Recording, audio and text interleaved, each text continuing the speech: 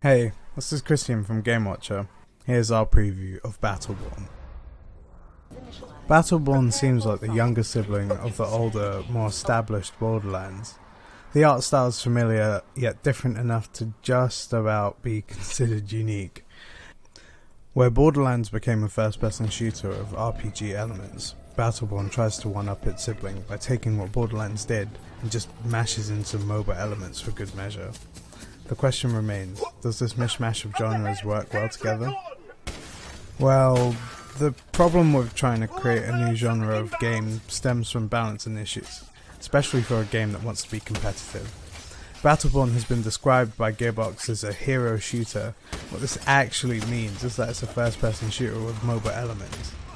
As with all MOBAs, Battleborn features a large roster of heroes to select from, 25 to be precise. Each hero has its own unique abilities that are designed with teamwork in mind. For example, Miko, a healer, works well with Montana, a large man with a minigun. Does that sound familiar to you? Well, it should. For everything Battleborn borrows, it tries to add something new into the mix.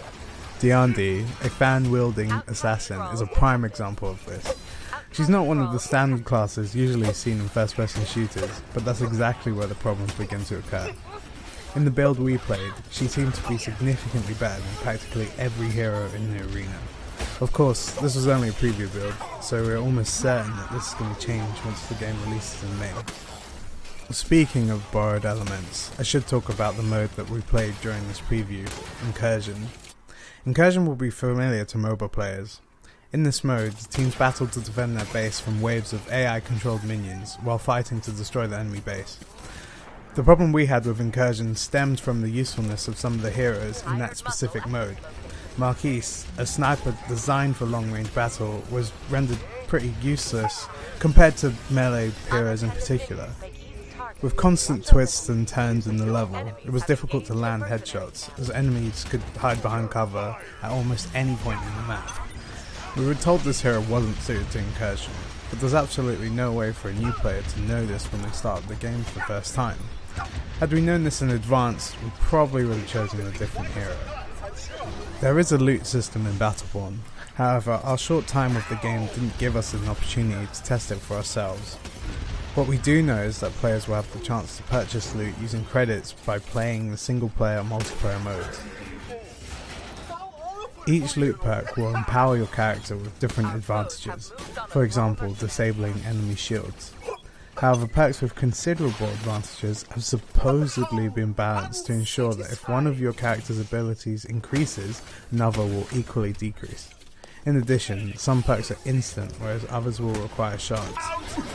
Shards are sources of power scattered on each map that can be broken and collected, and used to power perks and create turrets, shields and the like. It sounds like the loot system has been considered carefully, but again, considering this is a competitive game, we aren't sure how this will pan out when the game launches. There's a lot of room for creativity when it comes to team building thanks to the Helix system.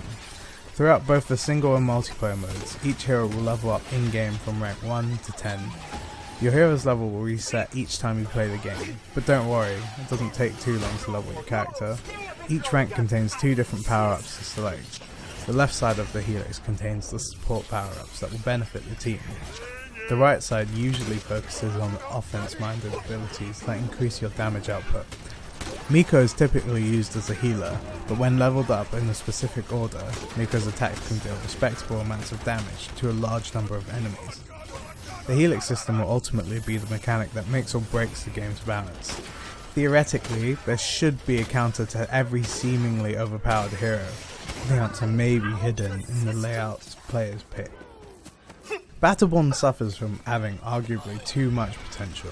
What Gearbox is trying to do is incredibly ambitious, but it doesn't take much for the roster of 25 heroes to be whittled down to 10 viable heroes. In its current state, Battleborn is an enjoyable multiplayer game. We had fun playing the Incursion mode, and it was easy to see how groups of 5 people could come up with ways to create the perfect team. Our fear is that the game will eventually descend into players picking the same 5 heroes with the same layout time after time. If Gearbox can find a way to make all 25 of their heroes viable, then they may be onto a massive hit.